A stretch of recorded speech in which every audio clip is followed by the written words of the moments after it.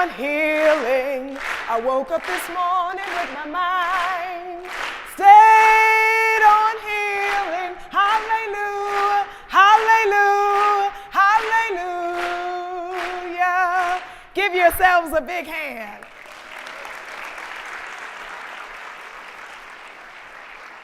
I am so excited and honored to be here with you. I honor you for your attendance and your presence. You could be a lot of places doing a lot of things, but you pressed your way in to hear about the importance of healing racial trauma. And I am so grateful for Reverend Dr. Polk, for his legacy, for his sacrifice, for his work, and the incredible committee and your president that have kept his work alive and continue to move the needle forward. I will tell you from the beginning, as a daughter of two ministers, I'm used to call and response. So you will not just sit there for 40 minutes staring at me. That's not gonna happen. So if I say something you agree with, you can say amen. If you're feeling very feminist, you could say a woman. If you are Afrocentric, you could say ashe. If you're a young person, you could say that's what's up. If something I says hurts you, you could say ouch. But overall, we want to stay present. So let's just practice. Yes, thank you for that. Let me just hear you open your mouth, say something. Yeah. All right. I love it. Because there is nothing worse than being bored at 7 p.m. So we want to be energized together. So our theme on today is talking about healing the wounds of racism, knowing that it is possible. Well, first, it's acknowledging that there are wounds, and then to know that we don't have to stay stuck there, that we can be restored and renewed. And our framework is to think about that from the standpoint of liberation psychology. Now, oftentimes in psychology, let me just see by show of hands, how many psychology majors do I have here? Excellent, very good.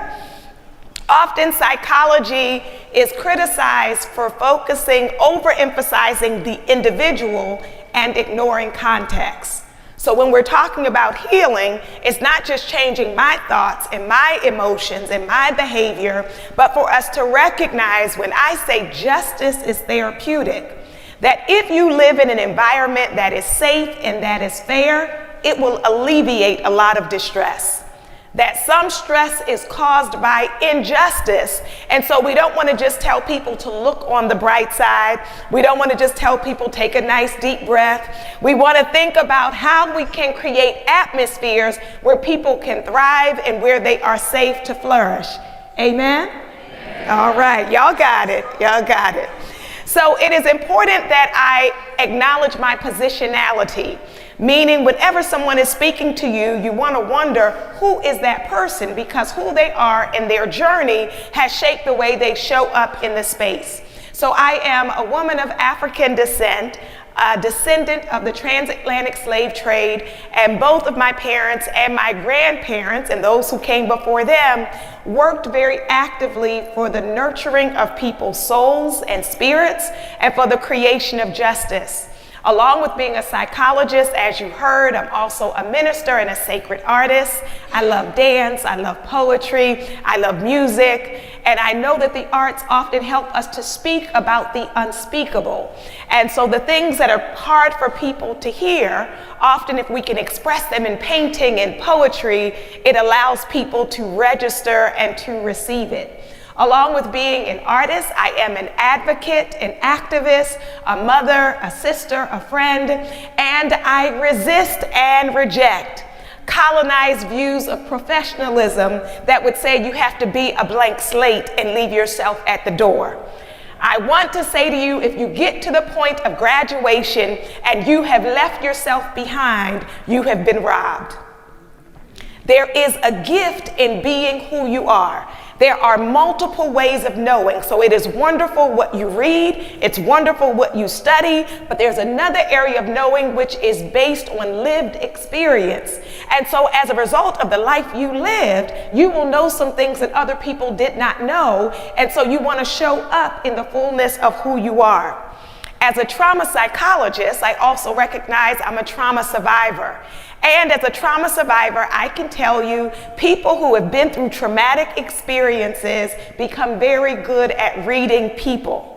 So when we have to rely on our awareness of people in order to be safe, you pay attention not just to what people say, you pay attention to their facial expressions, you pay attention to their body language. Have you ever walked into a place or entered a space and you don't quite know why, but you knew you needed to be careful? That's wisdom. That's wisdom. And so I say that because it's important not to think about how can I act or how can I talk so that people will be comfortable with me, instead for me to actually be authentic. Because people read the heart, and so when people are discerning of my heart, I want my heart to be in a good place where I authentically care. In addition to recognizing our multiple identities, I want to give a land acknowledgement, recognizing the indigenous peoples who cultivated this space long before you and I were here. And you have often heard of land recognition, but you may not have heard about a labor recognition. Labor recognition is the acknowledgement that the United States of America is a relatively young country. So how did it develop so quickly? It developed quickly, largely based on exploited labor. And I want you to know how gaslighting works. The people who did that exploited labor were then given the stereotype of being lazy. Does that match? For people to have been selected and forced to do generations of labor that allowed us to develop so quickly to then be labeled, stereotyped, and stigmatized. This is the way it works. Before I do harm to a people, I have to dehumanize them. That is what makes it acceptable. So we always want to be careful about the stereotypes, the stigmas that you may hear about people. And this is not just in terms of history, but the present reality. In the present reality, there are people whose labor is not fully compensated. Even when we talk about if I lived during slavery, what I would have done, and we often have these fantastical ideas of what you would have done if you lived during slavery. Well, I want you to know human trafficking and enslavement exists now. So what you do now is likely what you would have done then. It is not a hypothetical question. So we ask ourselves, when people are being treated, mistreated, when they're being marginalized, when they're being oppressed, what will history say I did? And some of us will wait and say, well, after I graduate, then we'll say, well, now I'm just starting out, I don't have enough money. So then we'll say, like, once I win the lottery or once I'm a millionaire, I'm gonna do incredible things. I want you to know that you can do incredible things right now, that major movements in this country and globally have largely been led by young people, because young people, if you believe it's possible, just turn and tell the person next to you, it's possible. It's possible, it's possible. And then I want to acknowledge that we are living in a climate where there is a lot of hostility, a lot of division, a lot of oppression, which is a good time, a great time, a perfect time to talk about how we can do things differently. I want you to know when I get brought into universities, they are often comfortable with me talking to students about how they can cope with racism that they see out there. That if they see it on the television, if they see, people marching or protesting, how to cope with their distress for the oppression over there. But I want to tell you the truth about racism, even though I have never been here before. And so you can know I have no access to your secret information, but just the way racism, sexism, heterosexism, religious intolerance, the way all of these things work, ableism, the way those work is, it's not just out there, it's in here. It's in here. And so we want to think very critically about how I can make things better locally. So I think globally, but also act locally. Now, in scientific work and in scholarship, people will often promote this notion of objectivity. I want to tell you that the notion of objectivity is false. That everyone sees the world through their lens, just some people pretend that they don't.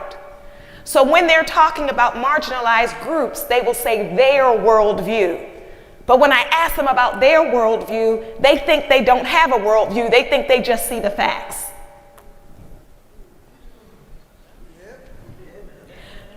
And so it is important for us to recognize that based on our lived experience, we have a perspective, and your perspective is not necessarily truth or the only perspective. So it requires a humility in the ways in which we approach things. Take a deep breath, inhaling in through your nose, exhaling out through your mouth. If you're already stressed, tell your neighbor, we're gonna make it through this hour. We're gonna make it. I'm a psychologist, so I notice when you get tight, but you're gonna be all right. So Lucille Clifton, an incredible poet, ends one of her poems with this line: "Come and celebrate with me that every day something has tried to kill me and has failed." Hey! Come and celebrate with me that every day something has tried to break me, tried to discourage me, tried to eliminate me, underestimated me, and yet, turn and tell somebody, I'm still here. I'm still here. I'm still here. And there's a wonderful Mexican proverb that says, they tried to bury us. They didn't know we were seeds. Ooh, don't you love that? I believe we have a house full of testimonies that if we could pass the mic, you all have been through some experiences where you were underestimated, where you were disrespected, where you were dishonored, and something in you, and perhaps some people watered you, some people poured on you, that allowed you to continue to show up and allowed you to believe that more was possible for you. And so that's our premise on today, to know that more is possible. We start this conversation about truth-telling with the importance of us being honest ourselves. So as psychologists, we release toxic positivity. Toxic positivity is where people are only comfortable with you celebrating. They're only comfortable with you being in a good mood. When I was growing up, there was a phrase we used to hear that was, fix your face. Fix your face is the message that you're never supposed to look bored, you're never supposed to look disappointed, you're never supposed to be mad, you're supposed to be pleasant, thankful, or neutral. And then we grow into adults when we are suffering and people notice it and they say to us, it looks like you're having a hard time. No, I'm fine. I'm fine. I'm fine. So we have never given the space for our own humanity. So we want to acknowledge, in order to be well, that we are full human beings who have a full human range of experiences and emotions. What does that mean? It means some of you might be excited to be here, and some of you are also upset because you had to be here. Look, I was a student once too. I'm glad you're here. We're going to get through it together. You're all right. Some of us are coming in love, and some of you may be here after a breakup and disappointment. Some of you are coming in burned out and exhausted, and some of you are coming in with enthusiasm, ready to change the world. And we have to give grace and compassion for the different emotions we all hold and the ways in which we carry them, because that is the way we are able to heal. One of the ways that we heal is even with taking breath. Out of all of the systems in the body, the respiratory system is the only system that is not only involuntary, it is voluntary. So when I think, if I'm not thinking about it, my body will still breathe. And then when I'm thinking about it, I can actually shift my breathing. And when I shift my breathing, it helps me to soothe my nervous system. And so we're just going to practice what we would call a box breath. You're going to inhale for 4, hold it 4, exhale 4, and hold it 4. You ready? Let me say before we start, I believe in body sovereignty. Body sovereignty means you get to choose. So if you don't want to do it, guess what? Keep breathing the way you want to breathe. That's your body sovereignty. So some people are like, I don't want to do it. That's fine. Be liberated. So inhale. 1, 2, 3, 4, and hold. 2, 3, 4. Exhale. 2, 3, 4, and hold. 2, 3, 4. Inhale through your nose. Exhale through your mouth. And turn and look at somebody and say, you look better. You look better.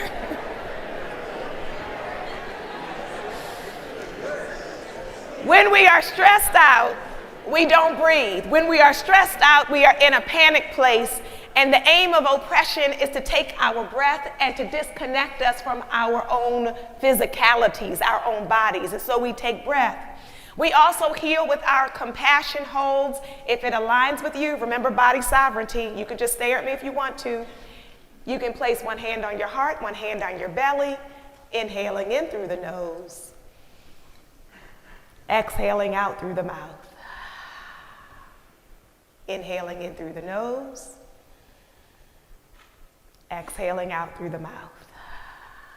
And then embrace yourself, hug yourself. Some people haven't been hugged today. Now you have. Inhaling in through the nose, exhaling out through your mouth. So psychologists have gotten these large grants to do major studies on what is healing in the nervous system. And aside from breathing, two of the things they found are humming and swaying. Can you believe that? They got $1 million grants to find out that humming and swaying they could have interviewed some church mothers, right? So hum and sway, and you can calm your nervous system. We also recognize the healing power of music. So I'm going to ask you to join with me and turn and tell your neighbor, I can't wait to hear you sing.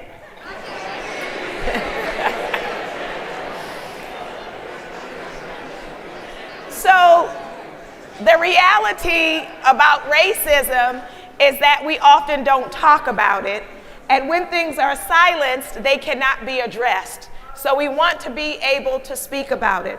So in this chant, the first time we sing the line, the notes go up. The second time, the notes go down. If that means nothing to you, just let the notes fall out of your mouth any way they want to fall.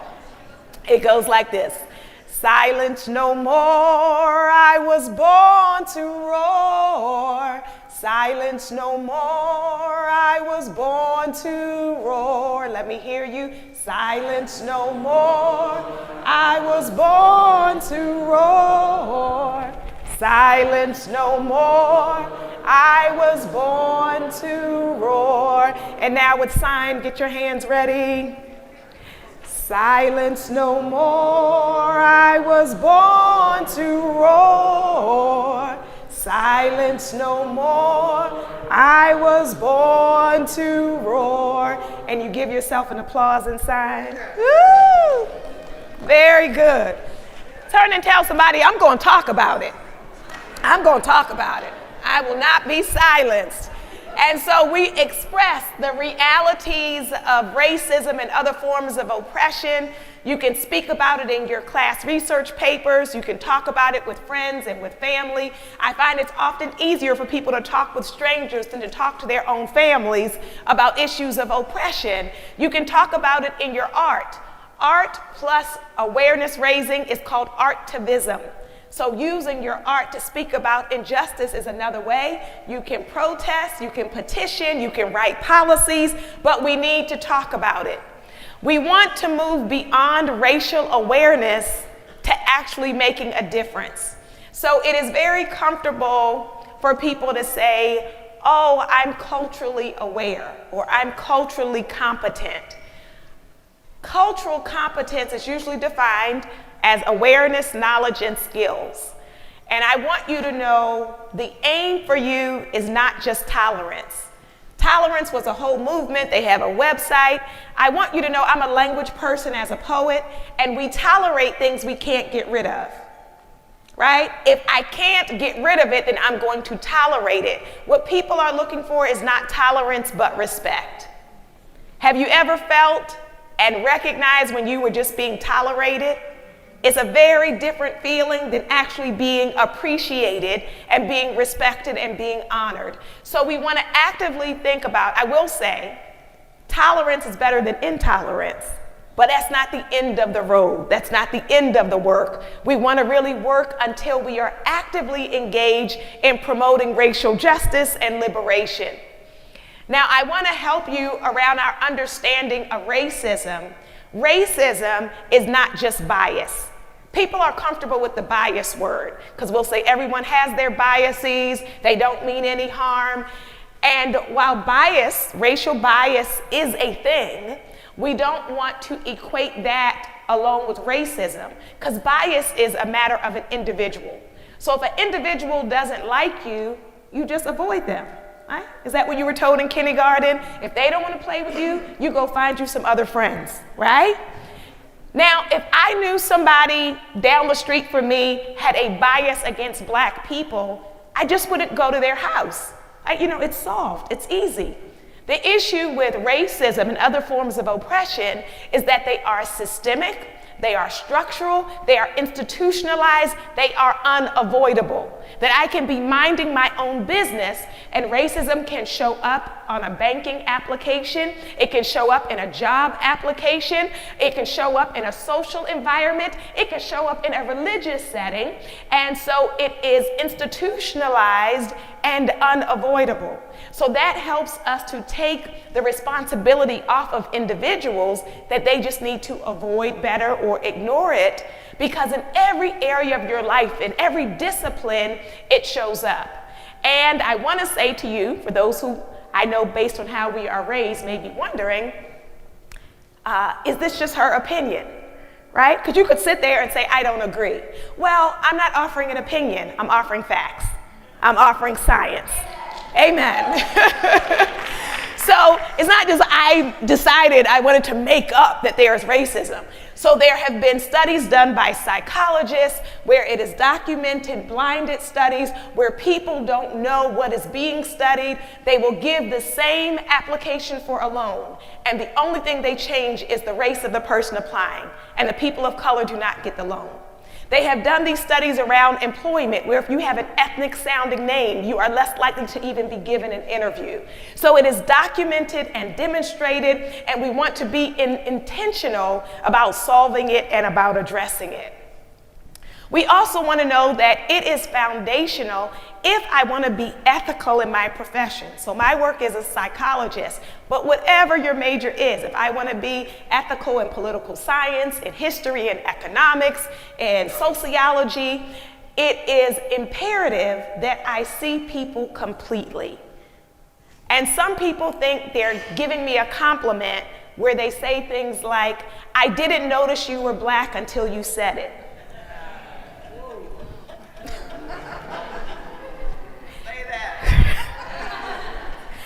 Like, do you see me? And I know what they mean when they say that. What they mean is, I didn't think anything bad about it. But not thinking something negative is not the same thing as not being able to see your identity.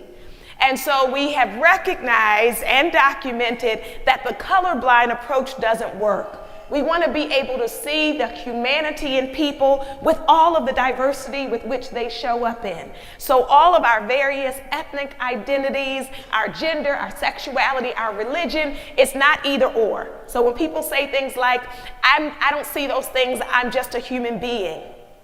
Having a race or gender does not eliminate your humanity. So I'm not asking, are you a human or do you have a gender or a race, right? So we have humanity, and then we have our various multiple identities, and then we have the ways that you are a unique being, where sometimes I'll just do something and people are like, is that a black thing? No, that's a Thema thing. That's just me. That's just me being myself. So we want to be able to embrace all of the layers of our identity and know that's an ethical way to respond. We then want to recognize that there is not only race, but racism and racial trauma and oppression, and think about which traumas you're willing to acknowledge and which ones you're not. So Audre Lorde, incredible poet, had this line in one of her poems, "This woman is black, so her blood is shed in silence." All of us are more compassionate towards certain trauma survivors than others. So initially, when the term PTSD was developed, post-traumatic stress disorder, it was thinking about veterans. And any of us who have known veterans, my grandfather was a veteran, my uncle was a veteran, we know a lot of what they have sacrificed and what they have been through, and it is so important for resources to be given to help people to recover, right? So the idea is they go to war, they come back, and how do we help them recover? Well, then people started to petition and advocate for the recognition of additional traumas like child abuse, molestation, sexual assault, intimate partner violence. And at first there was pushback of people saying they haven't been to war, that's not a trauma. And we had to make the case that some people's war is in their childhood bedroom. Some people's war was in the school they grew up in. Some people, it was war in the community that they were forced to grow up in. And so then they expanded the idea, and we recognize there are these multiple forms of trauma. Well, there has been another movement afoot within the field for recognizing the trauma of oppression, to recognize that racism, sexism, classism, ableism can be traumatizing. And then there are some people in the field, catch this, who will say things like, well, racism would be a lowercase t trauma because it's just emotional. So let me get this. The violation of one person is a capital T trauma. The violation of generations of people is a lowercase t trauma. And if you think it doesn't threaten life, you haven't been paying attention. So we want to check ourselves to notice, when am I able to have compassion and respond with compassion when people have been mistreated? And when do I immediately go to victim blaming to say they must just be lazy, or they must have bad morals, or they just want a handout, instead of recognizing the realities of systemic oppression? So we want to acknowledge traumatizing events, and I want to say there are some events that as a singular event are traumatic, and then there's also some which are a cumulative effect. Somebody say cumulative. So that means if I just looked at one incident, in my mind I might say that seems like not a big deal.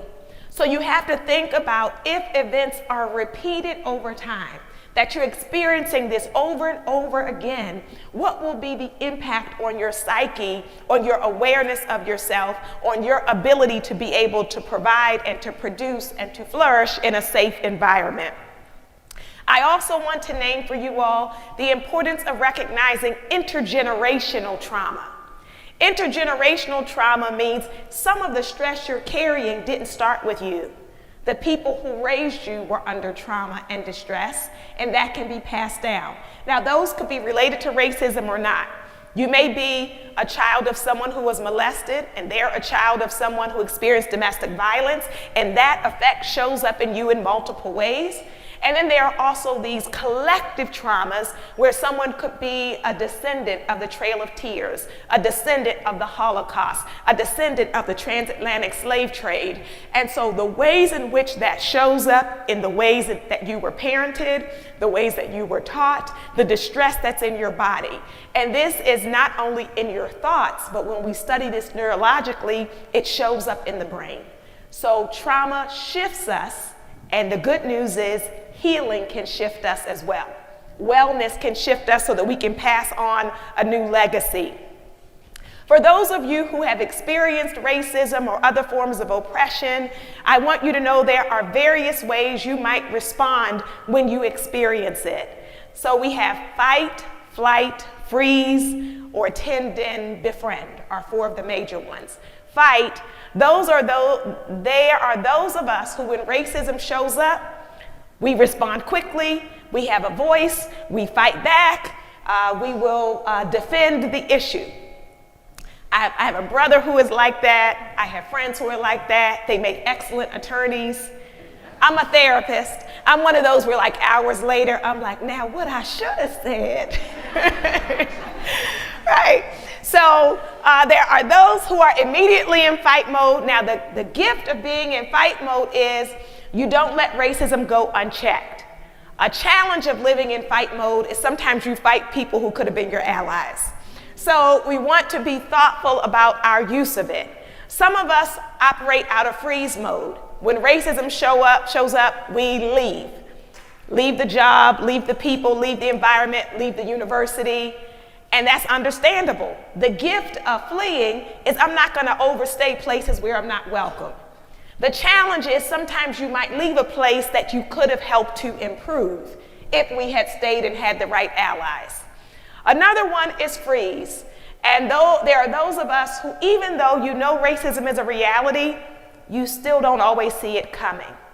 Like people just say something out of the way and you're stunned. I was working with a client who's black. She was adopted and raised by a white family. And she talked to me. They had her in a predominantly white neighborhood, predominantly white school. And she talked to me as a middle schooler about the number of white friends who had asked her if they would give her a pass so they could use the N-word, and told her that their other black friends had given them this pass and that she should give them this pass.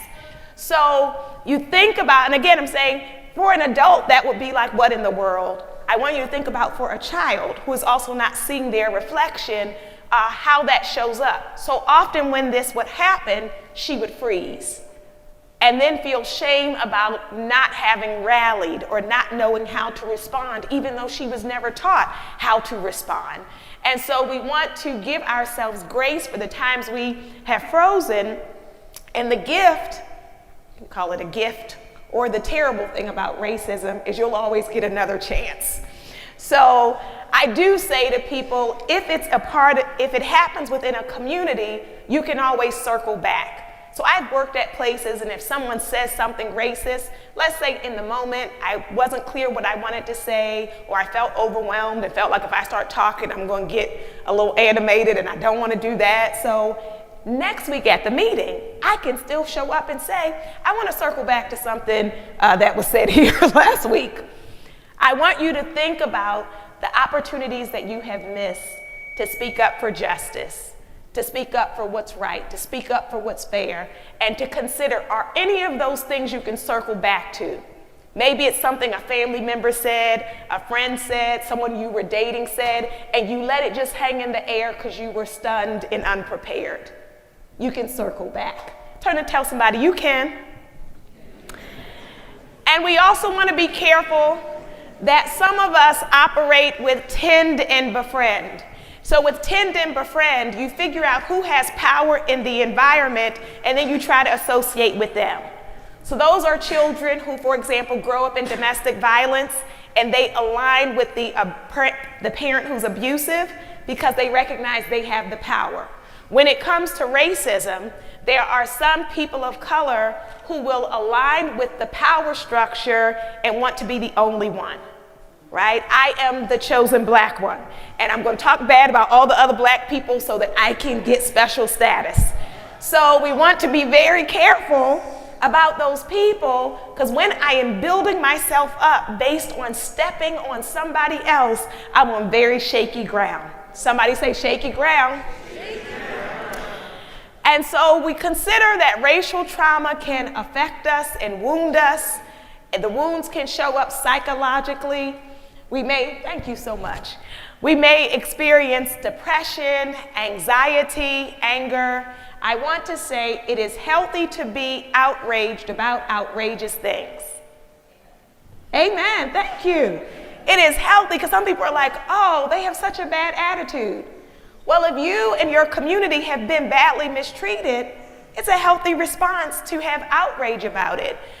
There was a season when there were a lot of protests going on, and I saw this great quote on social media, and the person said, they are so focused on our rage, they did not see our grief.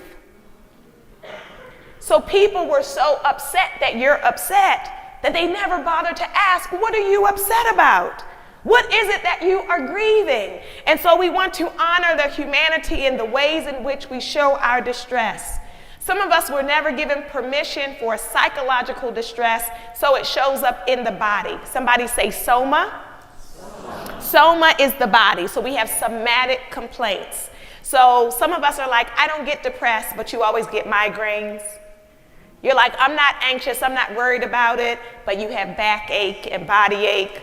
Some of you are like, I'm not even thinking about it, but you have nausea and have lost your appetite. So our bodies tell the stories of our distress. It can show up with difficulty concentrating, focusing, and remembering. That's especially hard if you're a student. It can show up as barriers to your goals and to your aims. It can affect us physically when we look at health disparities. Any future doctors in here? see your hands? Thank you. So a lot of people carry stress in their bodies, and we want to be attentive to that.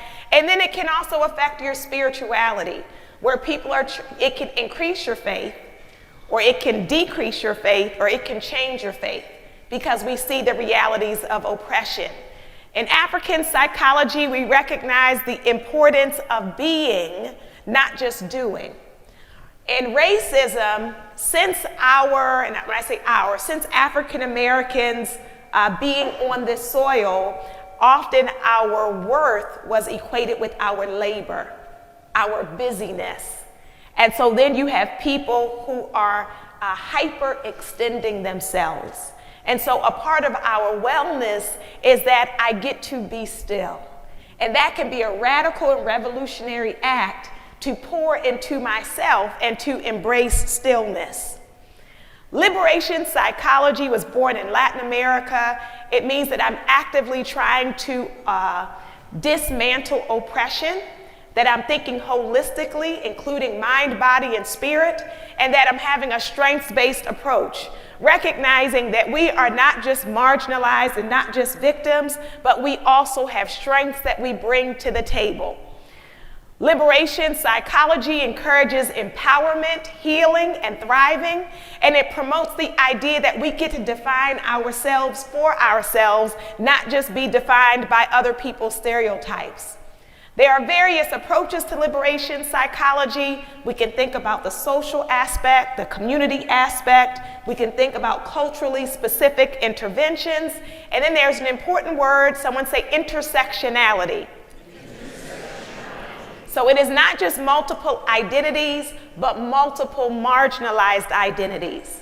So what does it mean when I'm facing racism and I'm also a woman? What does it mean if I'm facing ableism and I'm also low income? So the multiple marginalized identities then have a unique effect, but then there are also important pathways by which we heal. So we say we not only have cultural oppression, but we have cultural resources and cultural strengths. So how do we understand and approach this healing work? It's not to say to people, what's wrong with you? When people are having a hard time, we can ask ourselves and ask them the question, what happened to you? What happened to you shifts it from victim blaming to understanding there is a story and multiple stories. What happened to you and to your community, and what are the ways in which you can heal and grow and thrive? So there's a number of models that have been created to heal racial trauma from a psychological perspective. One of those models was created by myself and Dr. Ocampo. We talk about the importance of acknowledging racism, being able to share our stories, building places of trust and being trustworthy, addressing internalized racism. Internalized racism is when I have come to believe the lies I've been told about my own people. There's also internalized sexism. Internalized sexism sounds like this. I don't like to be friends with women, other women, because women are petty. I say, really? So all the men are deep? You just met a whole bunch of deep men, deep, profound men, and these petty, superficial women, right? So if you're the only one in your category that you like, that's internalized oppression, right? You hate your whole community, but you're the special one because you're with the other people.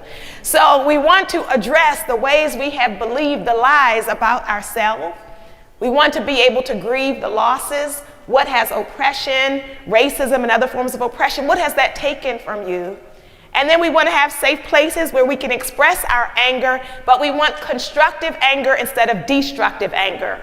Constructive anger mobilizes me to be an agent of change, to do things differently, to not leave things the way they are. And then along with my anger, I want healthy coping strategies. And now here is the key difference. Liberation psychology has resistant strategies. So we don't just tell people to journal. Journaling is wonderful. I love green tea. I love aromatherapy. I love a good massage. I love all those things. But the point is, it is not just for us to soothe ourselves, it's for us to think about, how can I push back on racism? How can I resist it? And there are multiple ways to resist. You can resist by starting a community organization. You can resist by voting or running for office. You can resist with your research. You can resist by your presence. Now, here's the thing. If you're a marginalized person, your resistance might also be resting. Your resistance can also be joy. I don't know if you all are on social media. I assume you are. But if you are, you have seen a lot of black people doing a dance called Boots on the Ground, where they are waving fans and dancing. And the more stressful things get, the more dancing you see. And that's a form of resistance of, I'm not going to let these people stress me out. And so we think about the ways in which we resist. Let me say to you, racism, like all forms of oppression, is interdisciplinary. So the solution has to be interdisciplinary. So there is more than one way to push back, and we want to be careful about judging the way somebody else is pushing back, because we need all of the ways, yes? And so I want to close with a song based on a Native American poem, and it is Call and Response. So I'm going to sing a line, and I'm going to ask you to repeat it after me. If you don't repeat it, it's not call and response, and we have failed, okay? All right, so are you ready? Yes. Okay. And if anybody has, once I start the beat, if you can do it with your foot, you would help us have the little drum beat. In wisdom may we walk all day long, may we walk in wisdom.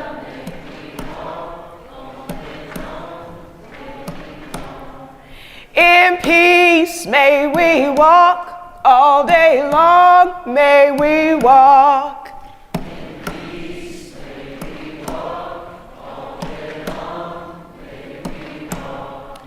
In love may we walk all day long, may we walk.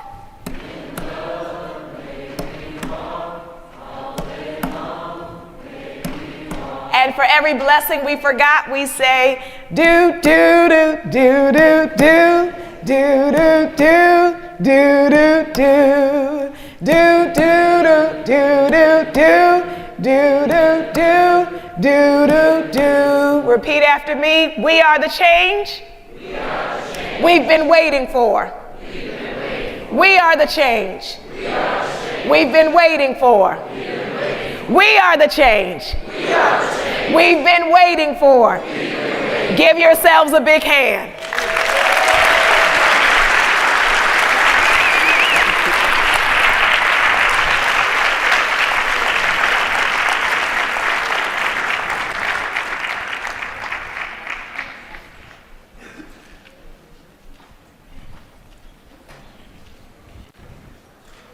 I believe our student is coming. Yes? Round of applause.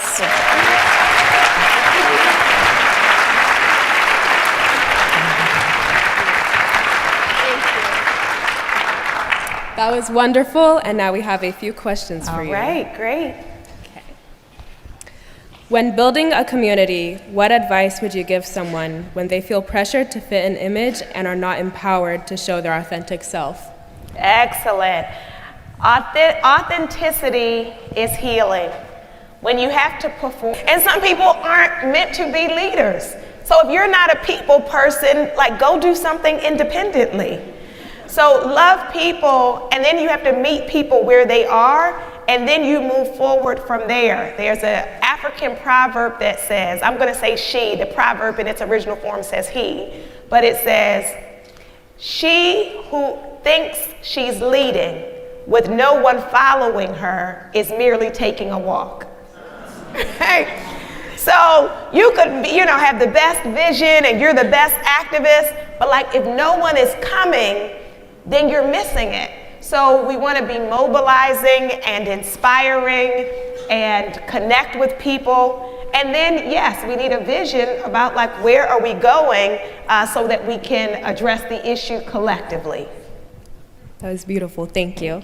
And then for our last question, in your book, Matters of the Heart, you said we need to pour into ourselves. In this fast-paced society where people are praised and encouraged to go, go, go, how does someone settle down and heal themselves? Excellent. So I would say to you to remember that you're worthy. Many of us are spending years of our lives trying to prove ourselves, and when it comes from trauma and from oppression, you can feel like you've never done enough.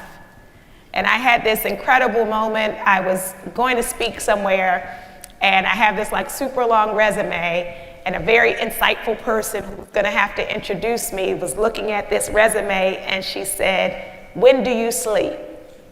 I said, "That's a good question." And so we have to get to a place where we can not just pause when we break down. That's what a lot of us do. We run ourselves in the hole, and then we rest, and then we repeat the pattern again and again. So it's really to come to a place of recognizing I am already enough. I'm already enough. And then getting in community with people who care about you and believe that for you as well, because then they will encourage you to slow down. And I would say sometimes we are running not just to prove ourselves, but sometimes we're running from our past or running from the pain. And let me tell you, those things show up, even sometimes in ways we don't recognize. They show up in the way we treat ourselves, the way we abandon ourselves. It shows up in how we treat other people. And so for a sustainable quality of life, I want to incorporate both self-care and community care. So ways I nourish myself, and then being intentional about building a circle of people where we pour into each other. Thank you. Thank you.